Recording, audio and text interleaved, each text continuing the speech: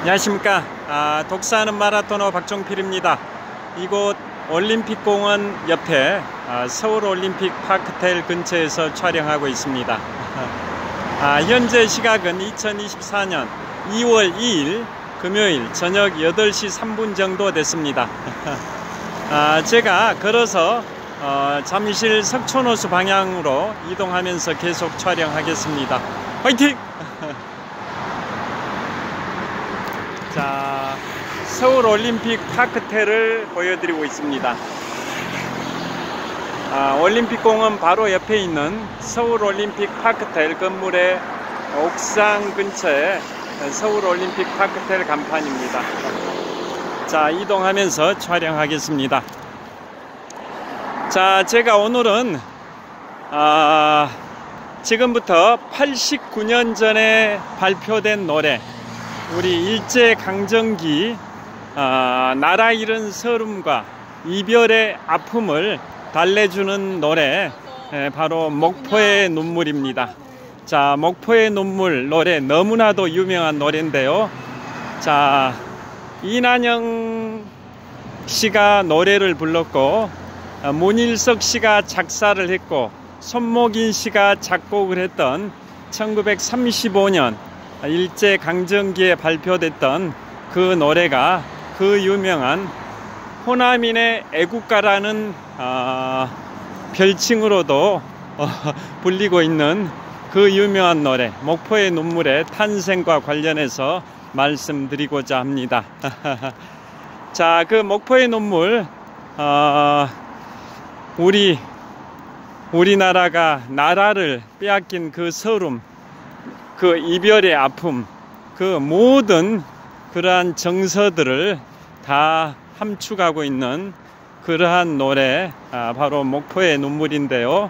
자, 그 목포의 눈물은 탄생 배경이 1935년에 OK 레코드, 음반 회사 OK 레코드, OK가 아닙니다. 그냥 OK입니다. OK 레코드라는 음반 회사에서 전국의 10대 도시를 대상으로 향토 창가를 공모를 했습니다.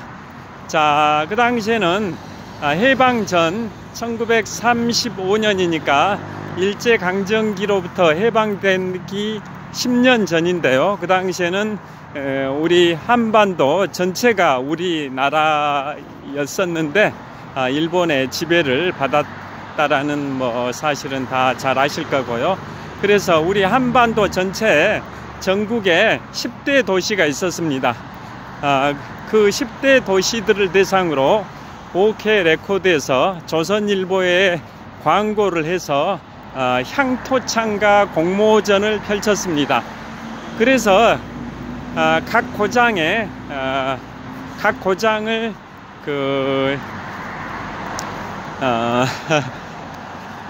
소개하는 그러한 노래들, 그러한 제1회 향토창가 공모전에서 당선됐던 노래가 바로 목포의 눈물인데요. 그 당시에 목포 출신의 문인이었던 문일석 씨가 그 목포의 눈물 가사를 응모해 가지고 당선이 됐었습니다. 그래서 그 작사가는 문일석 씨고 그 노랫말에다가 작곡자는 바로 그 유명한 손목인 씨께서 작곡을 했고요. 노래를 부른 가수는 바로 이난영 씨입니다. 자, 그래서 그 노래가 3절로 구성이 되어 있는데요. 제1절은 제가 가사를 좀 불러드리면 사공의 뱃노래 가물거리며 사막도 파도 깊이 숨어드는데 부두의 새악시 아롱젖은 옷자락, 이별의 눈물이냐 목포의 서름, 이게 1절 가사 노랫말이고요. 2절은 이순신 장군의 정유재란과 관련된 그 대목만 불러보겠습니다. 2절의 첫 소절은 300년 원한 품은 노적봉 밑에 님자치 완연하다. 애달픈 정조, 이게 2절의 첫 소절입니다. 자, 그래서 이 목포의 눈물은 너무나도 유명한 노래인데요. 좀 지나가서 말씀드리겠습니다. 저기 뭐야, 그 자기. 자, 그래서 노랫말을 통해서 아실 수 있듯이 나라 잃은 서름과 이별의 아픔을 함축하고 있는 그 노래고요. 호남인의 애국가라는 별칭이 있을 정도로 굉장히 유명합니다. 우리나라가 일제에 의해서 지배받고 있던 그 시절에 나라를 잃어버린 그 서름을 달래주는 그러한 노래다 보니까 우리 전 국민들의 심금을 울렸던 노래가 바로 목포의 눈물입니다. 자, 그리고 그 목포의 눈물은 목포의 유명한 산이 유달산인데요. 다도해 해상국립공원이 내려다 보이는 바로 유달산, 해발 228m의 유달산 중턱에 목포의 눈물 노래비가 세워져 있는데요. 우리나라 대중가요로는 최초로 노래비가 세워졌습니다. 자, 부산의 해운대를 가보면 조용필님의 노래 돌아와요 부산항 노래비가 있는 걸 제가 봤는데요. 그 노래는 1970년대 초에 발표가 돼서 1970년대 중반에 해운대 거기에 노래비가 세워진 걸로 제가 알고 있는데요. 그보다 앞선 1969년에 이 목포의 명산 유달산 중턱에 대중가요로는 최초로 노래비가 목포 유달산 중턱에 1969년에 세워졌습니다. 자, 그 노래비 바로 앞쪽에는 충무공 이순신 장군의 동상이 1974년에 세워졌습니다. 자, 목포의 눈물 그 탄생 배경을 이제 좀 설명을 드리면, 자, 이난영 씨는 1916년생이고요. 목포의 양동에서 태어나고 자랐습니다. 그리고 그 당시에 목포는 우리나라 6대 도시 중에 하나였습니다. 남한과 북한이 분단되기 전 시절이었죠. 한반도가 하나의 땅덩어리로 하나의 나라였던 그 시절, 그 일제강점기에 목포는 전국의 6대 도시 중에 하나입니다. 우리나라에서 세 번째로 개항을 했었죠. 1897년에 우리나라에서 세 번째로 항구를 열었던 개항장이 바로 목포항인데요. 자, 그래서 목포항이 개항한 지 127년의 역사를 갖고 있을 정도로 일제강점기 시절에는 목포가 굉장히 큰 도시였습니다. 남북한 통틀어 가지고 한반도 전체적으로 목포가 전국의 6대 도시 중에 하나일 정도로 굉장히 근대화가 되어 있었던 도시입니다. 자, 이곳은 올림픽공원의 정문 역할을 하고 있는 평화의 문 광장을 촬영하고 있습니다. 지금부터 36년 전 1988년 제24회 서울올림픽을 개최하기 위해서 조성된 올림픽공원의 정문 역할을 하는 평화의 문 광장 방향을 촬영을 하고 있습니다. 자, 그래서 목포가 굉장히 큰 도시였었는데요. 그래서 그 당시에 목포의 눈물을 이제 OK 레코드에서 아까 말씀드린 것처럼 제1회 향토 찬가 공모전을 개최를 했고, 거기에서 당첨됐던 노래가 문일석 작사, 손목인 작곡, 이난영 노래의 목포의 눈물입니다. 지금도 우리 전 국민들의 심금을 울리는 그러한 굉장히 유명한 노래이고요. 자, 이난영 씨는 그 목포에서 1916년에 태어나고 그곳에서 유년 시절을 보내다가 목포 공립 여자보통학교를 다니던 시절에 서울에서 극단이 내려왔습니다. 극단이 태양극단입니다. 태양극단이 내려와서 이난영 씨는 배우가 되어야겠다라는 꿈을 안고 다니고 있던 목포 공립 여자보통학교를 중퇴를 하고 태양극단을 따라 상경을 하게 됩니다. 그래서 이제 배우의 꿈을 계속 꿈꾸고 활동을 하다가 나중에는 이제 가수로 보폭을 확장을 하게 됩니다. 그래서 실력이 인정돼 가지고 그 당시에 유명한 음반 회사, 레코드 회사인 OK 레코드에 영입이 돼서 활동을 하게 되는데요. 그 무렵에 바로 지금부터 89년 전인 1935년에 OK 레코드에서 조선일보에 광고를 해가지고 전국의 10대 도시를 대상으로 제1회 향토창가 공모전을 개최를 했는데, 그때 당선된 게 바로 문일석 노랫말에 바로 목포의 눈물이 당선이 돼서 1935년에 발표됐으니까 목포의 눈물이 발표된 지 89년의 역사를 갖고 있는데요.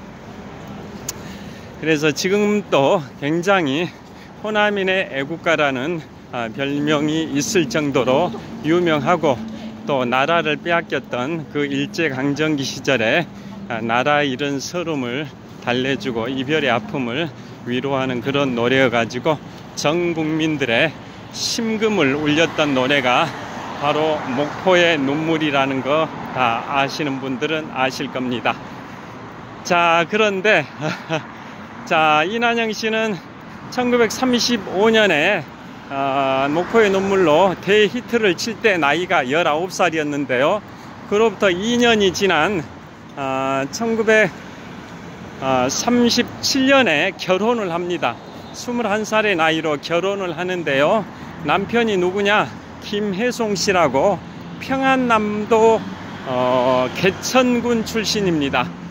일본의 상지대학교를 졸업한 엘리트 출신의 김혜송 씨와 결혼을 하는데요. 그 김혜송 씨는 OK 레코드에 이철 대표와 친분이 있어서 OK 레코드 소속의 이난영 가수를 소개받고 결혼을 하게 되고, 그 김혜송 씨는 기타리스트 겸 작곡가 겸 가수이기도 합니다.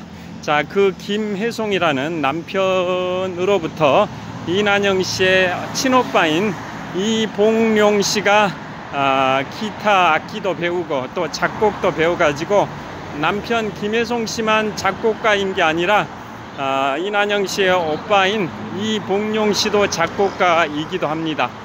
그래가지고 이난영 씨의 노래는 1935년에 대히트를 쳤는데요. 그로부터 7년 후인 1942년에는 오빠인 이봉룡 씨가 작곡했던 그 노래, 바로 그게 목포는 항구다입니다. 목포는 항구다도 대히트를 치게 됩니다. 그런데 그 목포의 눈물이라는 대히트를 쳤던 이난영 씨나 또 오빠는 목포는 항구다로 대히트를 쳤는데요. 이분들은 오개티가 있습니다. 오개티. 그게 뭐냐? 바로 1940년대 태평양 전쟁이 한참 진행되던 시절, 자, 1941년 12월 7일에 일본이 미국 하와이 진주만을 기습 폭격하면서 태평양 전쟁이 발발이 돼서 우리 일본의 지배를 받고 있던 우리 조선은 조선 총독부 주도하에 총동원령이 선포되고 강제 징집이 이루어지고 강제 징용이 이루어지고 뭐 그러한 암울했던 시기인데요. 그때 바로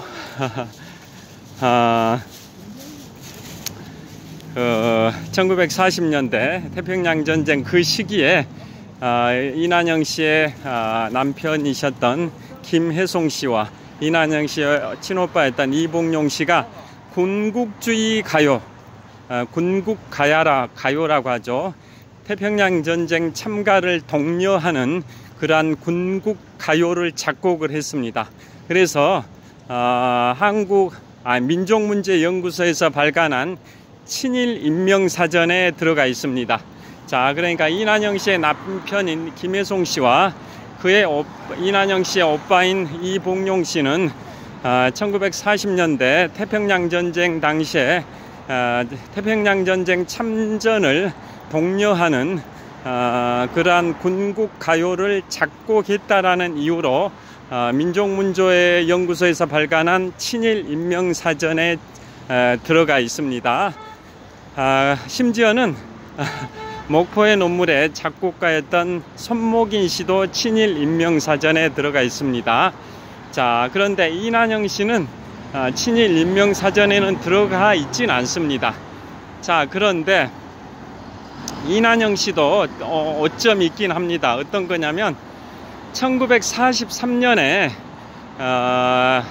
발표된 노래가 바로 2500만의 감격이라는 노래가 있습니다. 2500만의 감격. 그게 1943년이니까 해방되기 2년 전인데요. 태평양전쟁이 한창 진행 중이었던 1943년에 발표된 노래가 2500만의 감격이라는 노래입니다. 그거 역시도 2차 세계대전 태평양전쟁의 참가를 독려하는 그러한 취지의 노래입니다. 그래가지고 그 노래가 누구에 의해서 불려졌냐면 그 유명한 가수 남인수님과 이난영님이 같이 노래를 불렀는데요. 그게 1943년에 남인수님과 이난영님께서 함께 불렀던 노래 바로 2500만의 감격입니다. 제목뿐만 아니라 내용에서도 굉장히 선동적인 군국주의 가요입니다. 태평양전쟁 참전을 독려하는 그러한 선동적인 그런 취지의 노래인데요. 그 노래를 주로 불렀던 분은 가수 남인수님이고 후렴구를 이난영님과 남인수님이 합창을 했습니다. 합창. 그래서 그거 역시 이난영 씨도 굉장히 오점으로 남아 있습니다. 그러니까 오빠인 이봉용 씨나 남편인 김혜송 씨가 일제강점기 태평양전쟁 시기에 여러 군국 가요를 작곡했다라는 이유로 친일 인명사전에 등재가 되어 있는데요. 이난영 씨는 친일 인명사전에 등재는 안 됐지만은 1943년에 가수 남인수님과 함께 그 2500만의 감격이라는 제목의 군국주의 선동가요, 태평양전쟁 참전을 독려하는 그러한 선동가요를 불렀다라는 그게 굉장히 오점으로 남아있는 상황입니다. 그래서 그러한 견해들도 있습니다. 그러니까 이난영 씨가 우리 일제강점기에 나라 잃은 서름과 이별의 아픔을 달래주는 그 유명한 노래를 1935년에 목포의 눈물을 발표해가지고 국민들의 심금을 울렸다라는 그 기여도 자체는 인정을 하긴 하지만은 추모까지 해서는 안 되지 않냐, 이런 견해도 있다고 합니다. 왜냐, 바로 1943년에 그 2500만의 감격이라는 제목의 군국 가요를 남인수님과 함께 불렀기 때문입니다. 자, 2500만, 왜 제목을 통해서 아실 수 있듯이 1943년 당시에 우리나라가 한반도 전체 인구가 2500만 정도 됐었던 거죠. 그래서 그 2500만의 우리나라 사람들이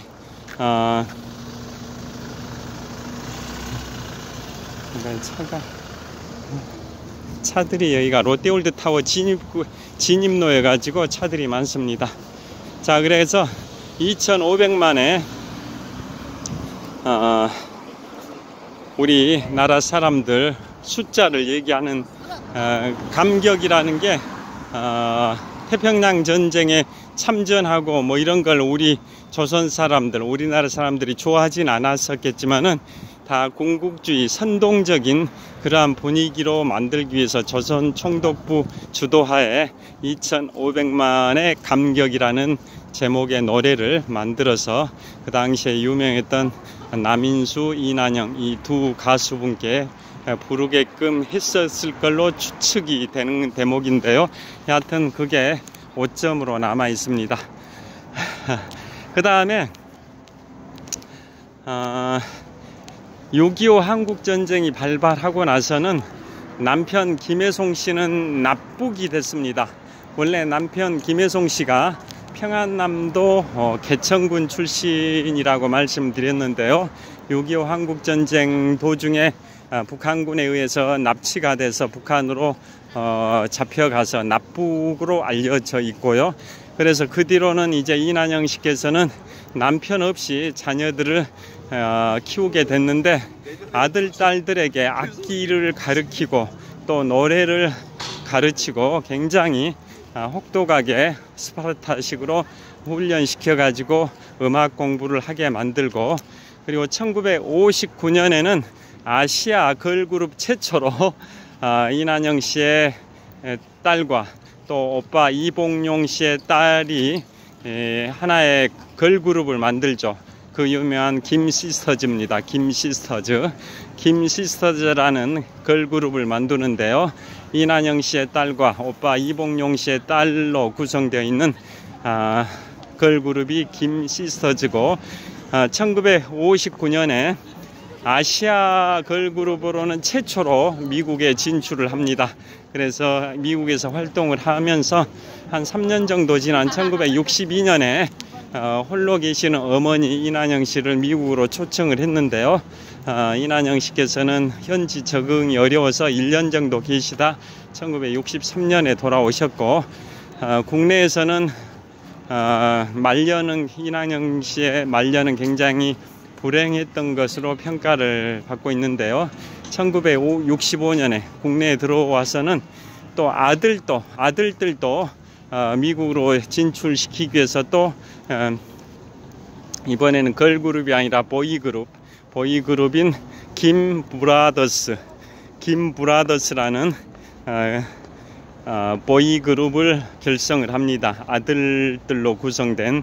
그래서 그 아들들 그 김브라더스도 미국으로 진출을 시켰고, 그런데 여전히 이난영 씨께서는 홀로서 이제 국내 생활을 하게 되는데요.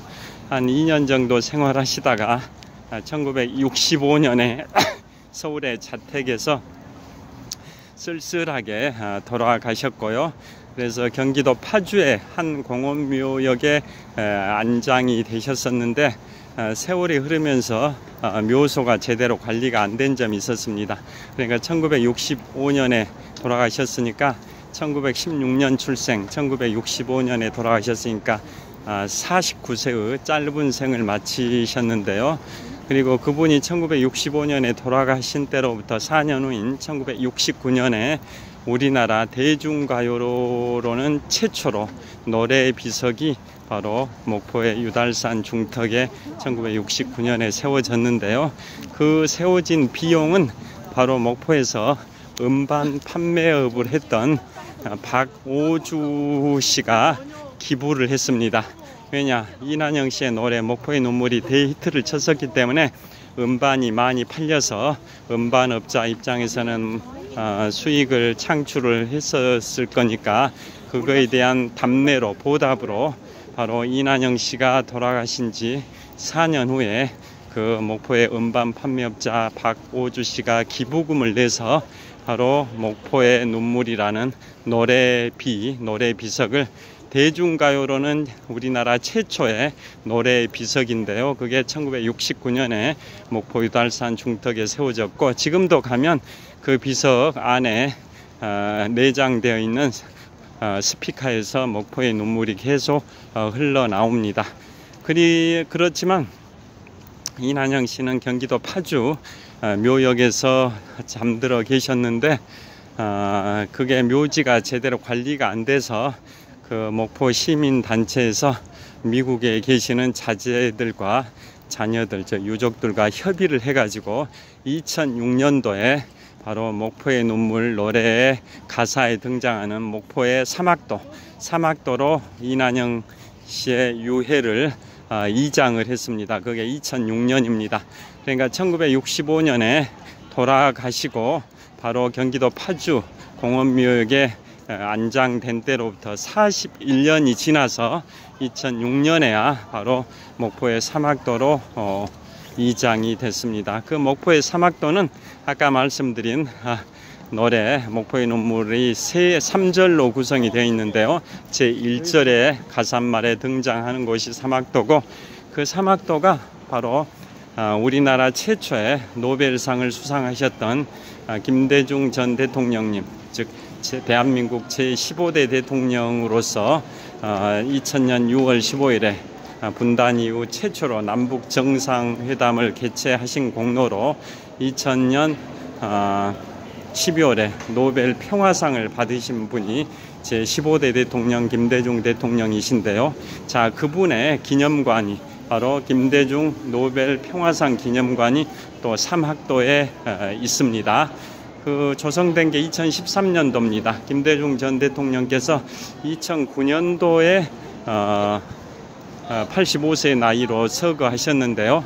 김대중 대통령님은 참고로 올해 1월 6일이 탄생 100주년이었습니다. 1924년 1월 6일생이시기 때문에 올해 1월 6일 날이 김대중 전 대통령님의 탄생 100주년이었는데요.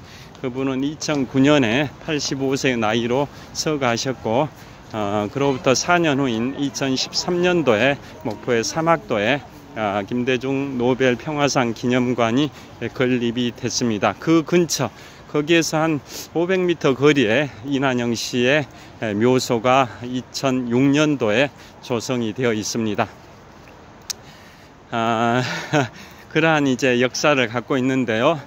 그래서 결국은 일제강점기 암울했던 시기에 나라 잃은 서름과 이별의 아픔을 달래주는 그 노래 대중가요 목포의 눈물이 지금부터 89년 전인 1935년에 탄생이 돼서 전 국민들의 심금을 울렸던 그 노래고, 호남인의 애국가라고 불릴 정도로 호남인들의 그러한 가슴 속에서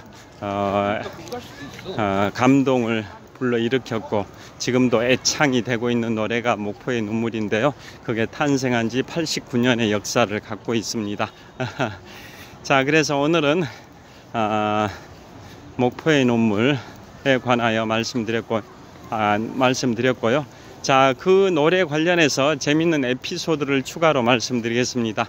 제가 지금 걷고 있는 곳이 제가 22년 동안 마라톤 훈련을 해오고 있는 잠실 석촌호수의 조깅로를 걷고 있습니다. 자, 이곳은 잠실 석촌호수 서호의 남쪽 조깅로에서 동쪽 방향을 촬영을 하고 있습니다. 자, 여기 거의 다 도착을 했습니다. 여기 롯데월드타워를 보여드리면서 클로징 멘트를 하도록 하겠습니다. 자,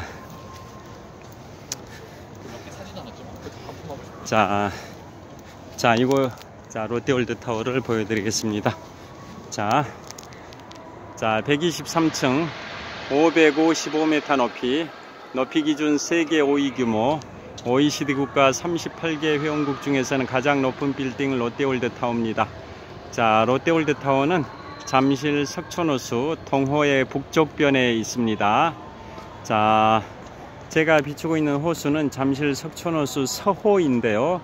자, 서호의 한 복판에는 롯데월드의 야외 놀이시설인 롯데월드 매직 아일랜드가 있고, 자이로 드롭도 있고 자이로 스윙도 있고 여러가지 놀이시설이 있습니다. 자, 그리고 아직도 석촌호수 서호의 가장자리는 지금 얼음이 얼어 있습니다. 석촌호수 서호의 중심부는 얼음이 얼지 않았지만 가장자리 부분은 얼음이 얼어 있다는 게 보이실 겁니다. 그리고 지금 보고 계시는 롯데월드타워 123층 555m 높이 기준 세계 5위 규모 OECD 국가 38개 회원국 중에서는 가장 높은 빌딩 롯데월드타워는 석촌호수 동호의 북쪽변에 있습니다. 동호의 북쪽변. 자, 저를 촬영하겠습니다. 자,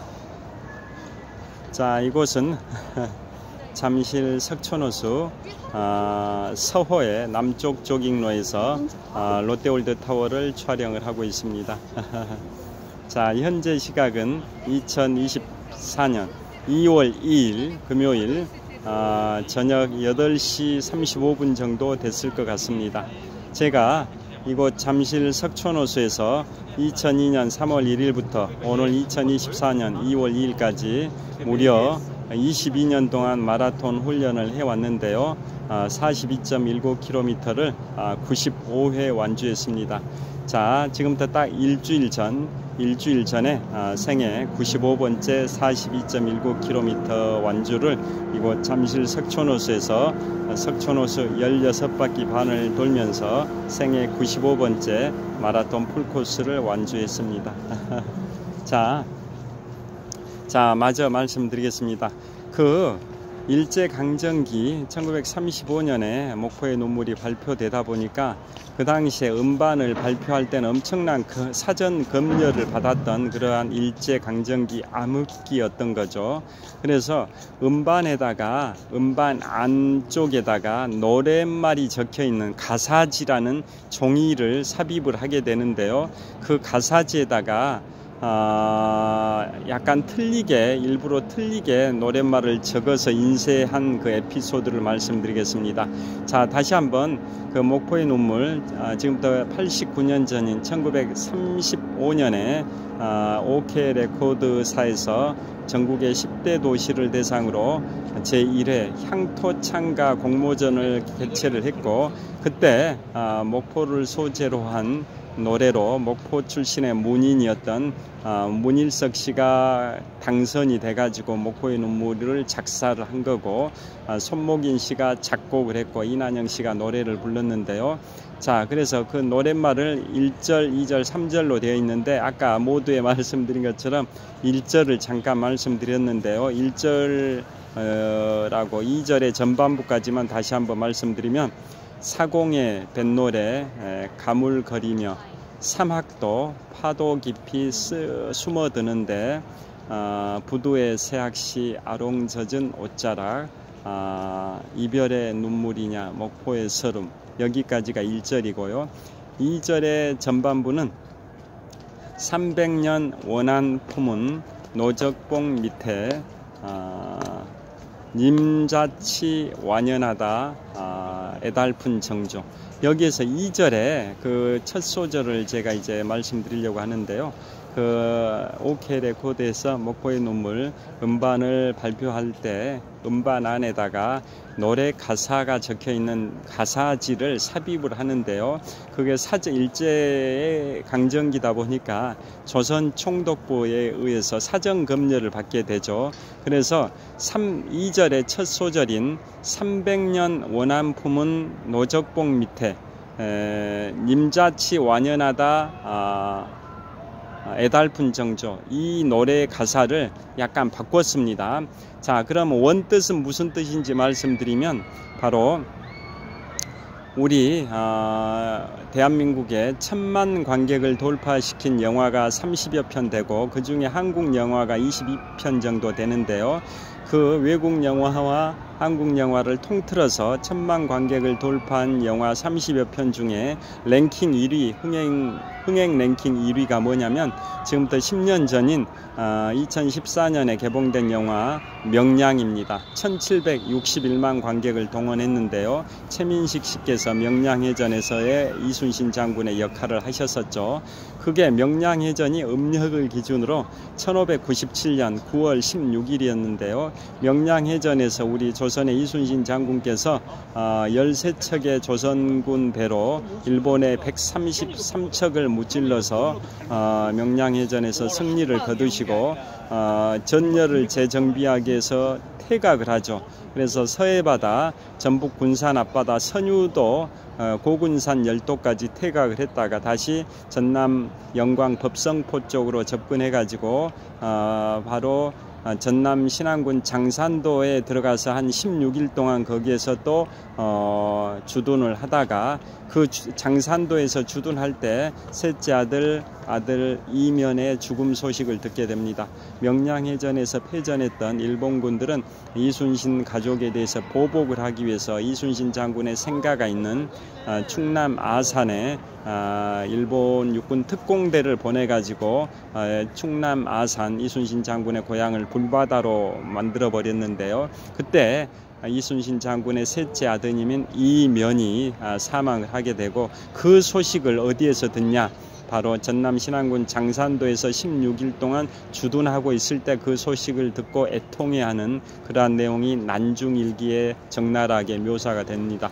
그 다음에 신안군 장산도에서 어디로 이동하냐면 전남 목포 앞바다 고하도, 그 고하도에서 1597년 10월 29일부터 석 달 반 동안 겨울 동계 시즌에 주둔을 합니다. 겨울을 보내면서 군량미를 확충하고 병력을 재정비하기 위해서 목포 바로 앞바다 고하도 그곳에서 1597년 10월 29일부터 석 달 반 동안 주둔을 하고요. 그 다음에 이제 전남 완도군의 고금도로 이동을 해서 또 그곳에서 삼도 수군 통제영이 활동을 하는 그런 역사를 갖고 있는데요. 자, 그 고하도와 목포 유달산과 또 목포 북항을 연결하는 목포 해상 케이블카가 2019년에 개통될 때 국내 최장거리 케이블카 3.23km 구간이었습니다. 이순신 장군께서 석 달 반 동안 주둔하셨던 고하도와 목포 유달산과 목포 북항을 연결하는 그 목포 해상 케이블카가 그 당시에는 2019년 당시에 개통될 때 국내 최장 길이의 케이블카 3.23km였는데요. 지금부터 한 2, 3년 전에 강원도 춘천에 의하모 옆에 사막산 케이블카가 그 기록을 경신을 했습니다. 여하튼 그 고하도에서 석 달 반 주둔을 하셨는데요. 그래서 주둔하실 때 목포 유달산 입구에 있는 노적봉이라는 그 전설이 생겼죠. 그러니까 일본군들이 이제 명량해전에서 패배하고 조선군들을 추격하기 위해서 목포 앞바다 이런 데 출몰을 하는 그런 상황이다 보니까 우리 조선군의 병력이 많다라는 것을 보여주기 위해서 위장 전술로 그 목포 유달산 입구에 있는 큰 바위에다가 볏짚을 둘러놨죠. 볏짚을 둘러놓으면 그 큰 바위에 볏짚이 둘려 있으니까 멀리에서 봤을 때는 조선군의 군량미가 저렇게 많이 쌓여 있구나라고 일본군들은 오판을 하게 될 거고, 그 조선군 병력이 많다라고 오판하고 조선군에게 함부로 접근 공격해 오지 않을 것을 기대하고 바로 그 목포 유달산 입구에 봉우리 노적봉에다가 볏짚을 둘러놨다라는 전설이 있는데요. 그게 노적봉이 목포 항구 근처 목포 유달산 입구에 있고, 목포 항구 건너편에 바로 이순신 장군께서 석 달 반 동안 주둔했던 고하도가 있습니다. 그래서 해상 케이블카가 고하도, 유달산, 북항을 연결하는 3.23km 구간인데요. 그 바다 위를 통과하는 구간이 800m 구간입니다. 고하도라는 섬과 목포 육지 사이에 있는 목포의 바다 위 해상을 통과하는 구간이 800m입니다. 총 3.23km 구간 중에 800m가 바다 위를 통과하는 구간입니다. 그래서 명칭이 목포 해상 케이블카입니다. 여하튼 그래서 그 목포의 눈물 노랫말 2절에 나오는 바로 300년 원함 품은 노적봉 밑에 님자치 완연하다 애달픈 정조라는 가사말이 있는데요. 그게 뭘 의미하냐? 정유재란 당시 명량해전이 1597년에 발생이 됐고 일제강점기까지는 300여 년의 세월이 흘렀던 거죠. 그래서 그 노랫말은 바로 그걸 의미하는 겁니다. 300년, 1597년 정유재란 당시 명량해전으로부터 300년 정도의 역사가 흐른 그 일제강점기 시절, 그때까지 우리는 일본에 대해서 그 원한을 품고 있었다, 이런 의미인 거죠. 그래서 목포의 눈물 2절 첫 소절의 노랫말이 300년 원한 품은 노적봉 밑에 님자치 완연하다. 님자치, 거기서 님이라는 것은 이순신 장군을 칭하는 겁니다. 나라를 구원하신, 조선이 1392년에 건국이 되고 딱 200년이 지난 1592년에 민족 최대의 국난이었던 임진왜란이 발발이 됐는데요. 그 조선이 멸망해버릴 수도 있었던 상황인데 충무공 이순신 장군 덕분에 나라가 살아난 거죠. 그래서 구국의 영웅 이순신 장군이 계셨다면 우리가 일제강점기 일본의 지배를 받지 않았었을 수도 있는데, 그 충무공 이순신 장군께서 떠나버리셨기 때문에, 돌아가셨기 때문에, 서거하셨기 때문에 우리는 일제강점기의 지배를 받고 있구나, 뭐 그러한 게 함축되어 있는 내용이죠. 300년 원한 품은 노적봉 밑에 님자치 완연하다. 애달픈 정조. 그러니까 이 정유재란으로부터, 명량해전으로부터 300년이 지난 시점에 일제의 강점기 일본의 지배를 받게 됐구나.